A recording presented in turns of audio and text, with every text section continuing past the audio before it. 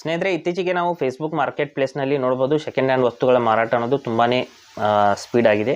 ಯಾಕೆಂದರೆ ನಾವು ತುಂಬ ಈಸಿಯಾಗಿ ನಾವಲ್ಲಿ ನಮ್ಮ ಕಸ್ಟಮರ್ಸ್ಗೆ ಹುಡುಕಬಹುದು ಯಾವ ರೀತಿ ಅನ್ನೋದನ್ನು, ಯಾವ ರೀತಿ ನಾವಲ್ಲಿ ನಮ್ಮ ಪ್ರಾಡಕ್ಟ್ಗಳನ್ನ ಸೇಲ್ ಮಾಡಬೇಕು, ಯಾವ ರೀತಿ ನಾವು ಲಿಸ್ಟಿಂಗ್ ಮಾಡಬೇಕು ಅನ್ನೋದನ್ನು ಸಂಪೂರ್ಣವಾಗಿ ಎಕ್ಸ್ಪ್ಲೇನ್ ಮಾಡ್ತೀನಿ.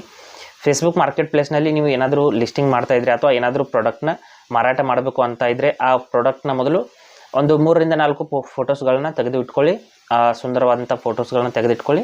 ಇಟ್ಟ ನಂತರದಲ್ಲಿ ಅಲ್ಲಿ ಯಾವ ರೀತಿ ನಾವು ಅಪ್ಲೋಡ್ ಮಾಡಬೇಕು, ಟೈಟಲ್ನ ಯಾವ ರೀತಿ ಹಾಕಬೇಕು, ಡಿಸ್ಕ್ರಿಪ್ಷನ್ ಯಾವ ರೀತಿ ಹಾಕಬೇಕು, ಮತ್ತು ಫೋಟೋಸ್ಗಳನ್ನ ಯಾವ ರೀತಿ ಅಪ್ಲೋಡ್ ಮಾಡಬೇಕು, ನಂತರದಲ್ಲಿ ಪಬ್ಲಿಷ್ ಯಾವ ರೀತಿ ಮಾಡಬೇಕು ಅನ್ನೋದನ್ನು ಸಂಪೂರ್ಣವಾಗಿ ಸ್ಟೆಪ್ ಬೈ ಸ್ಟೆಪ್ ಹೇಳ್ತೀನಿ.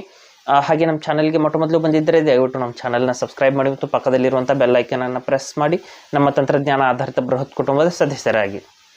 ಸ್ನೇಹಿತರೆ, ಮೊದಲು ಫೇಸ್ಬುಕ್ ಆ್ಯಪ್ನ ಓಪನ್ ಮಾಡ್ಕೊಳ್ಳೋಣ. ಮಾಡಿದ ನಂತರದಲ್ಲಿ ನಮ್ಮ ಒಂದು ಫೇಸ್ಬುಕ್ ಮಾರ್ಕೆಟ್ ಪ್ಲೇಸ್ಗೆ ಹೋಗಿಬಿಟ್ಟು ಇಲ್ಲಿ ನೋಡಿ ಮೇಲ್ಗಡೆ ನಮ್ಮ ಫೇಸ್ಬುಕ್ ಮಾರ್ಕೆಟ್ ಪ್ಲೇಸ್ನ ಓಪನ್ ಮಾಡ್ಕೋಬೇಕು. ಇಲ್ಲಿದೆ ನೋಡಿ ಫೇಸ್ಬುಕ್ ಮಾರ್ಕೆಟ್ ಪ್ಲೇಸ್ನ ಈ ರೀತಿ ಓಪನ್ ಮಾಡ್ಕೊಳ್ಳಿ. ಮಾಡಿದ ನಂತರದಲ್ಲಿ ಈ ರೀತಿ ಎಕ್ಸ್ಪ್ಲೋರ್ ಅಂತ ಬರ್ತಾ ಇರುತ್ತೆ. ಇಲ್ಲಿ ಹಲವಾರು ರೀತಿ ಪ್ರಾಡಕ್ಟ್ಸ್ಗಳು ನೋಡೋದಕ್ಕೆ ಸಿಗ್ತಾ ಇದೆ. ನಂತರದಲ್ಲಿ ಏನು ಮಾಡಬೇಕಂದ್ರೆ ಸೇಲ್ ಅನ್ನುವಂಥ ಒಂದು ಆಪ್ಷನ್ ಇರುತ್ತೆ. ಸೇಲ್ ಅಂತ ಇಲ್ಲಿದೆ ನೋಡಿ, ಸೇಲ್ ಅಂತ ಆಪ್ಷನ್ ಇದೆ, ಅದರ ಮೇಲೆ ಕ್ಲಿಕ್ ಮಾಡ್ಕೊಳ್ಳಿ. ನೋಡಿ ಕ್ಲಿಕ್ ಮಾಡ್ಕೊಳ್ಳಿ. ನಂತರದಲ್ಲಿ ಪ್ಲಸ್ ಕ್ರಿಯೇಟ್ ಲಿಸ್ಟಿಂಗ್ ಅಂತ ಇಲ್ಲೊಂದು ಆಪ್ಷನ್ ಬರುತ್ತೆ ಬ್ಲೂ ಕಲರ್ನಲ್ಲಿ. ಆ ಒಂದು ಆಪ್ಷನ್ ಮೇಲೆ ಕ್ಲಿಕ್ ಮಾಡ್ಕೊಳ್ಳಿ. ಯಾಕೆಂದರೆ ನಾವು ಹೊಸ ಲಿಸ್ಟಿಂಗ್ನ ಕ್ರಿಯೇಟ್ ಮಾಡ್ತಾ ಇದ್ದೀವಿ, ಹೊಸ ಪ್ರಾಡಕ್ಟ್ನ ಸೇಲ್ ಮಾಡ್ತಾ ಇದ್ದೀವಿ. ಇಲ್ಲಿ ನೋಡಿ ಕೆಳಗಡೆ ಒನ್ ಐಟಮ್ ಅಥವಾ ವೆಹಿಕಲ್ ಅಥವಾ home or rent, sale or rent ಅಂತ ನಿಮ್ಮ ಒಂದು ಪ್ರಾಪರ್ಟಿ ಏನಾದರೂ ಇದೆ ಅಂದರೆ ಕೆಳಗಡೆ ಸೆಲೆಕ್ಟ್ ಮಾಡ್ಕೊಳ್ಳಿ. ವೆಹಿಕಲ್ ಇದೆ ಅಂದರೆ ಮಧ್ಯದಲ್ಲಿ ಯಾವುದಾದ್ರೂ ಐಟಮ್, ಫೋನ್ ಇರ್ಬೋದು ಅಥವಾ ಇನ್ಯಾವುದೇ ಐಟಮ್ ಮಾರ್ತಾ ಇದ್ದೀರಾ ಅಂದರೆ ಅದನ್ನು ಸೆಲೆಕ್ಟ್ ಮಾಡ್ಕೊಳ್ಳಿ. ನಂತರದಲ್ಲಿ ಈ ರೀತಿ ಓಪನ್ ಆಗುತ್ತೆ. ಮೊದಲು ಇಲ್ಲಿ ನೋಡಿ ಇಷ್ಟು ಆಪ್ಷನ್ಸ್ಗಳು, ಇಷ್ಟು ಡೀಟೇಲ್ಸ್ಗಳನ್ನ ನಾನು ಫಿಲ್ ಮಾಡಬೇಕಾಗುತ್ತೆ. ಇಲ್ಲಿ ಏನೇನು ಟೈಟಲು, ಇಲ್ಲಿ ಮೊದಲು ಫೋಟೋಸನ್ನ ಅಪ್ಲೋಡ್ ಮಾಡ್ಕೊಳ್ಳೋಣ. ಇಲ್ಲಿ ನೋಡಿ ನಾನೊಂದು ಏನಾದರೂ ಸುಮ್ಮನೆ ಲಿಸ್ಟಿಂಗ್ ಮಾಡಿ ನಿಮಗೆ ತೋರಿಸ್ತಾ ಇದ್ದೀನಿ. ಒಂದೇ ಒಂದು ಫೋಟೋನ ಅಪ್ಲೋಡ್ ಮಾಡ್ತೀನಿ. ನೀವು ಒಂದಕ್ಕಿಂತ ಜಾಸ್ತಿ 4, 5, 6, 10 ಫೋಟೋಸ್ವರೆಗೂ ನೀವು ಅಪ್ಲೋಡ್ ಮಾಡಬಹುದು. ಇಲ್ಲಿ ನೋಡಿ ಈ ರೀತಿ ಅಪ್ಲೋಡ್ ಮಾಡಿದ್ದೀನಿ. ನಂತರದಲ್ಲಿ ಟೈಟಲು, ಪ್ರೈಸು, ಕ್ಯಾಟಗಿರಿ ಎಲ್ಲವೂ ಕೂಡ ನಾವು ಹಾಕಬೇಕಾಗುತ್ತೆ. ಇಲ್ಲಿ ನಾನು ಫೋಟೋಸ್ನಲ್ಲಿ ಒಂದು ತೆಂಗಿನ ಸಸಿಗಳನ್ನು ಹಾಕಿದ್ದೀನಿ ಫೋಟೋಸ್ನಲ್ಲಿ, ಅದನ್ನೇ ನಾನು ಇಲ್ಲಿ ಕೋಕೋನಟ್ ಪ್ಲ್ಯಾಂಟ್ ಅಂತ ಬರಿತೀನಿ. ನಂತರದಲ್ಲಿ ಪ್ರೈಸ್ನ ನೀವು ಸೆಟ್ ಮಾಡ್ಕೊಳ್ಳಿ. ನಿಮ್ಮ ಒಂದು ಎಷ್ಟು ಪ್ರೈಸ್ಗೆ ಅದನ್ನು ಮಾರಾಟ ಮಾಡಬೇಕು ಅಂತ ಇದ್ದರೆ ಅದರ ಫೈನಲ್ ಪ್ರೈಸ್ನ ನೀವು ಸೆಟ್ ಮಾಡ್ಕೊಳ್ಳಿ. ನಂತರದಲ್ಲಿ ಕ್ಯಾಟಗಿರಿನ ಸೆಲೆಕ್ಟ್ ಮಾಡ್ಕೊಳ್ಳಿ. ಈ ರೀತಿ ನೋಡ್ಬೋದು ಆಟೋಮೆಟಿಕ್ಕಾಗಿ ಬಂದಿದೆ. ಕಂಡೀಷನ್ಸ್ ನೀವು ಯೂಸ್ಡ್ ಗುಡ್, ಯೂಸ್ಡ್ ಫೇರ್ ಅಂತ ಈ ರೀತಿ ಬರ್ತಾಯಿದೆ.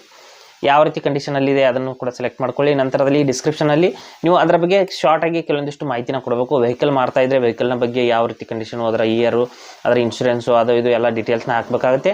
ನಂತರದಲ್ಲಿ ಲೊಕೇಶನ್ನ ಕೂಡ ನೀವು ಕೆಳಗಡೆ ಹಾಕಿಬಿಟ್ಟು ಇಲ್ಲಿ ಹೈಡ್ ಫ್ರಮ್ ಫ್ರೆಂಡ್ಸ್ ಅಂತ ಆಪ್ಷನ್ ಇದೆ, ಅಥವಾ ಬೂಸ್ಟ್ ಮಾಡುವಂಥ ಆಪ್ಷನ್ ಇದೆ, ಅಥವಾ ಇನ್ಯಾವುದೇ ಆಪ್ಷನ್ಸ್ ಇವು ಕೆಳಗಡೆ ಇರುವಂಥ ಆಪ್ಷನ್ನ ಬಿಟ್ಬಿಡಿ. ಇದನ್ನೇನು ತಲೆಗೆಡಿಸ್ಕೊಳ್ಳೋಂಥ ಅವಶ್ಯಕತೆ ಇಲ್ಲ. ನಂತರದಲ್ಲಿ ಫೋಟೋಸ್ಗಳನ್ನೆಲ್ಲ ಅಪ್ಲೋಡ್ ಮಾಡಿದ್ರೆ ಸಿಂಪಲ್ಲಾಗಿ ಬೇಸಿಕ್ಕಾಗಿ ಹೇಳ್ತಾ ಇದ್ದೀನಿ.